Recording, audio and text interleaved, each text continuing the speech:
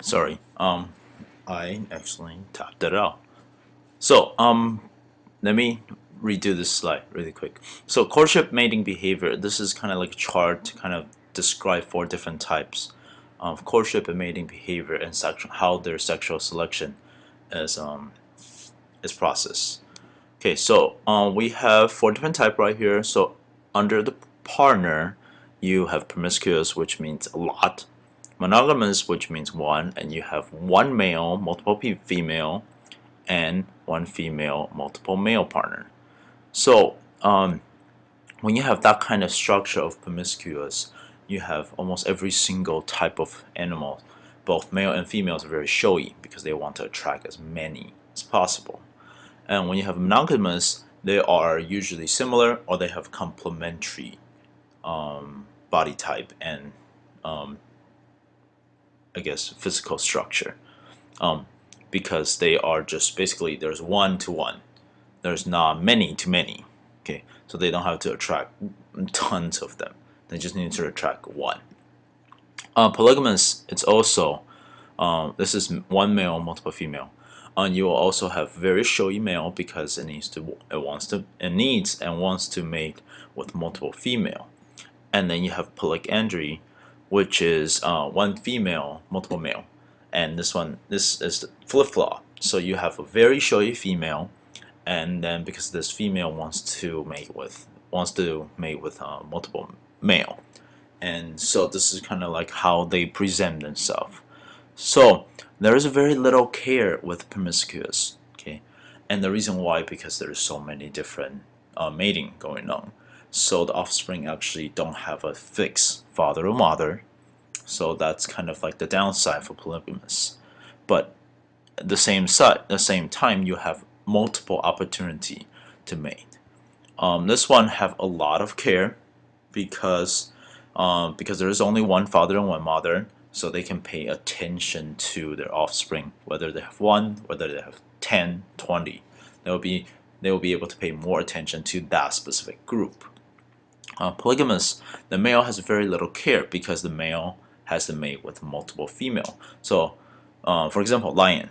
The male lion doesn't really do much. Okay, it's not really like Lion King.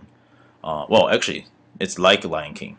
The male kind of just like goes around, and then there's multiple queens, and then they have multiple babies, and then it's the mother that takes care of the young. This one's vice versa.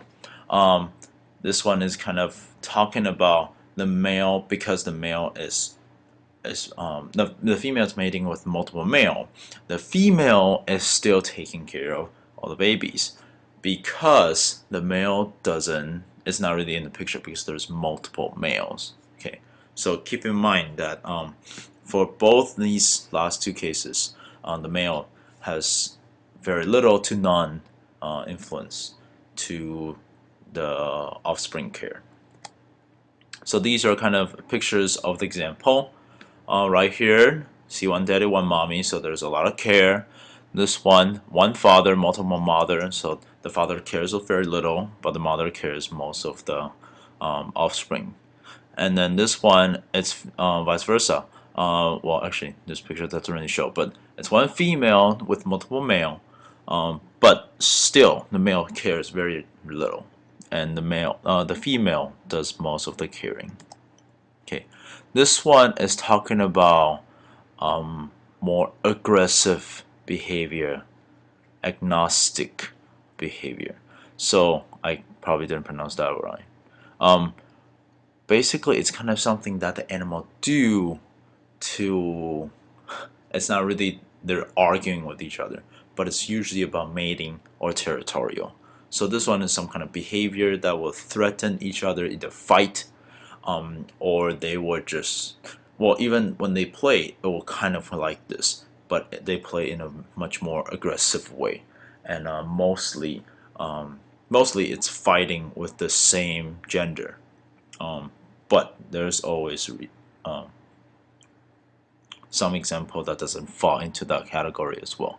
So you can see the two animals right here, they are fighting, mainly probably for polar bear, mainly probably due to territorial. This one is probably for mating purposes. So that's kind of like what they do. Okay, this one is more territorial. This is cat, basically. So they will actually mark their territory to tell other male or female. A lot of cat does this, although cat doesn't really do it the same way. So this is kind of like think about this as wildcat. They'll mark their territory, the same thing as a dog, and then so when other animal comes to this tree, they can smell the scent. Okay, if it's a stronger chemical, then they will know. Oh, well, hormone or pheromone, they will know that. Oh my gosh, this is somebody's territory. If I need to claim this, I also need to spray on this territory. Okay, this one is actually very interesting. They actually just look exactly like that. If I have a video, I would probably show it in class. They will care about the little territory just around them. Okay, see, this is like a little island, almost like. So they'll care about the territory. So they are almost standing or sitting right next to each other, but just far enough that they can't touch each other.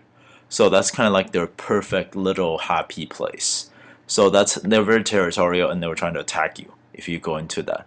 So that's another one, territorial behavior. Sorry, forgot to mention, this is mostly about resources, because when you have a territory, you also have the resources within that territory. So again, ultimate cost for these animal would be survival as well as reproduction. Okay, so this is kind of like a strong genetic pull on the behavior end.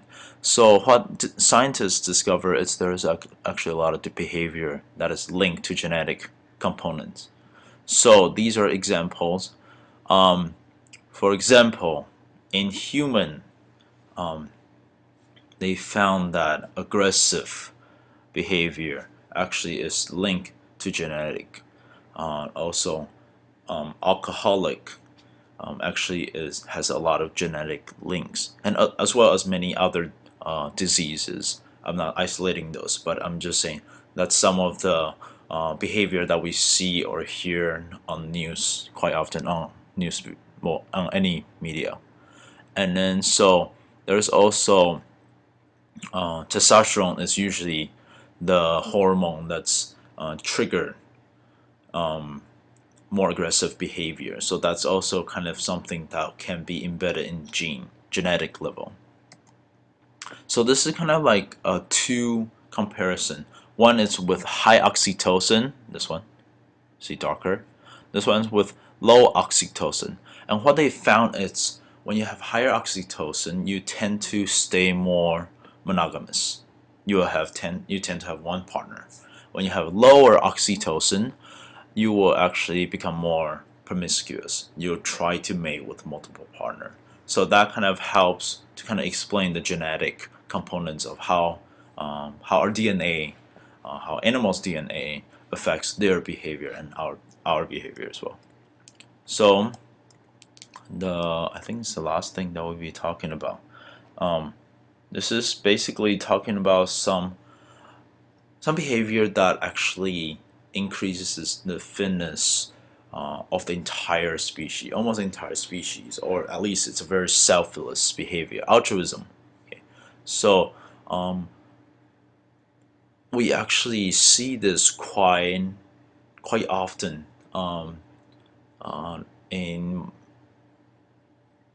in animals or insects that is living in more like a huge aggregate in community sense. Okay, human does this all the time. For example, whenever I go to the cafeteria, I'll often trying to get things in quickly and then out of there because there's a lot of people. So just by observing how you guys behave, a lot of students will do exactly the same thing. They're trying to go inside, decide quickly or decide already what they want to get. So when they enter the cafeteria, they actually just grab a few things and then just leave really quickly. And then that kind of helps the traffic flow of the cafeteria. and that is actually considered as altruism, because you're thinking about other people as well. And in animal world, animals actually not make themselves as competitive just to increase entire community. Okay, some animal actually eat less to make sure all of their community member has food. Uh, these are some example right here.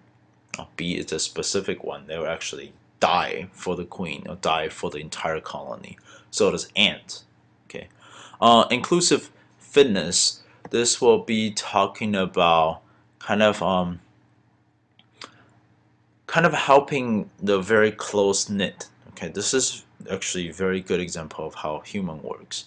Um, a lot of the time, you will see human helping their relatives, helping their own offspring to become more successful, rather than helping the entire community. So we also have this inclusive fitness playing in our community as well. King selection. This is a type of um, natural selection, excuse me, and basically it allows basically the whole family within the family to have more reproductive success.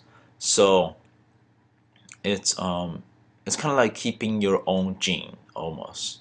Okay, so you have the same family members that will be more successful mating wise, reproductive wise, than other members. Um, I don't know if there's any example for that in human world, but basically it's kind of like helping out your relative. It's almost kind of like inclusive fitness, but it's more talking about natural selection and reproductive process, king selection, and that's it.